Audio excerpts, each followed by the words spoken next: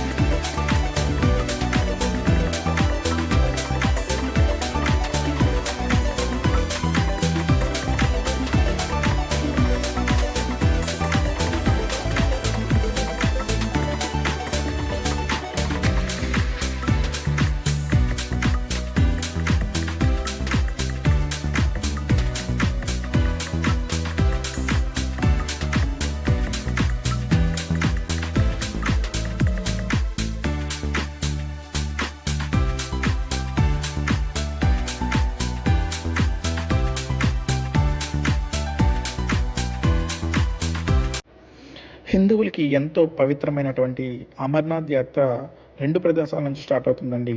అందులో మొదటిది బాల్తల్, రెండవది పెహల్గాం.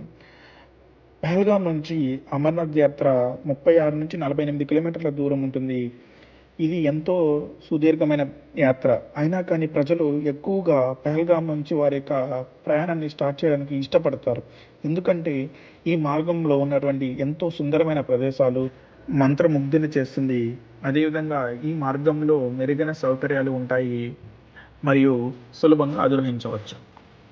అదేవిధంగా మహాశివుడు అమర్నాథ్ గుహలోకి వెళ్ళే ముందు తన యొక్క నందిని ఇక్కడ విడిచిపెట్టినట్టు పురాణాలు కూడా చెప్తూ ఉన్నాయి. ఇక మన ట్రిప్లోకి వస్తే మేము పెహల్గాం రీచ్ అయిన తర్వాత అక్కడ పొన్నీ రైడ్ మాట్లాడుకొని మా ట్రిప్ని మేము స్టార్ట్ చేసాము. ఇది మాత్రం చాలా చాలా అడ్వెంచరస్గా ఉండిందండి. లాస్ట్ టైం మీరు చూస్తే దూద్పత్రిలో కూడా మనము పొన్నీ రైడ్ చేసాము. కానీ ఆ పొన్నీ రైడ్తో పోలిస్తే ఇది మాత్రం చాలా డిఫికల్ట్గా ఉంది. అదేవిధంగా చాలా అడ్వెంచరస్గా ఉంది. ఎందుకంటే ఆ దారి మొత్తము బురదతో నిండి చాలా స్లిప్పరీగా ఉంది. ఇక మీరు ఈ వీడియో చూస్తూ ఎంజాయ్ చేయండి.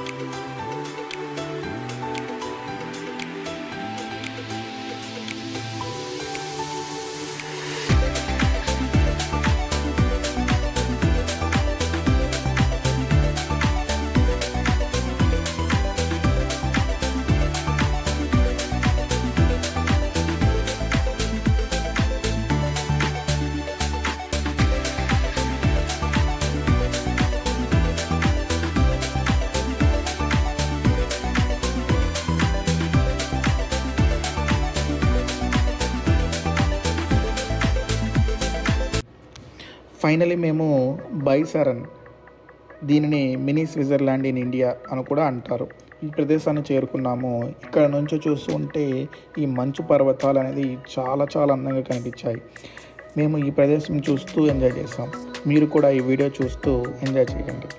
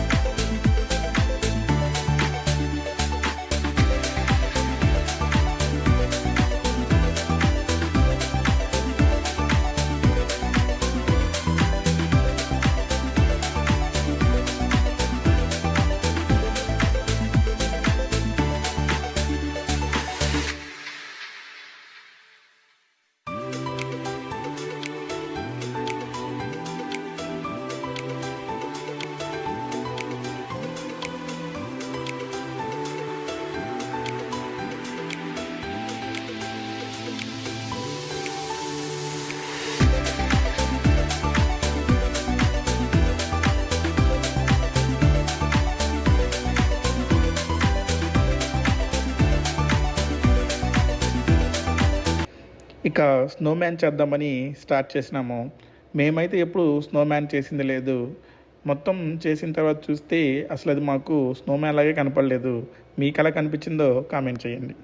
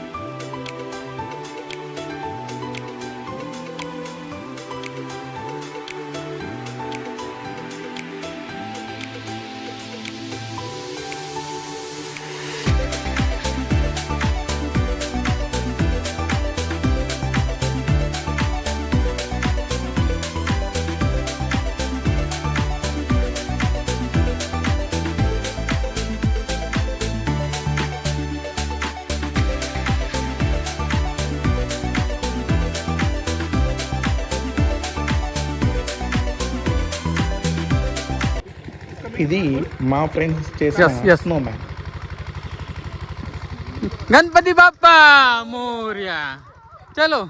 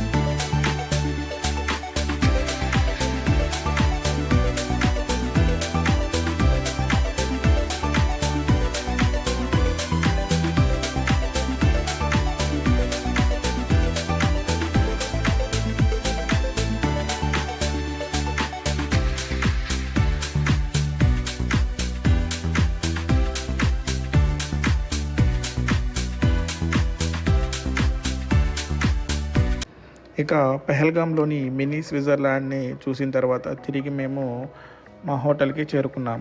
మీకు కానీ మా వీడియో నచ్చితే please like, share and subscribe to my channel.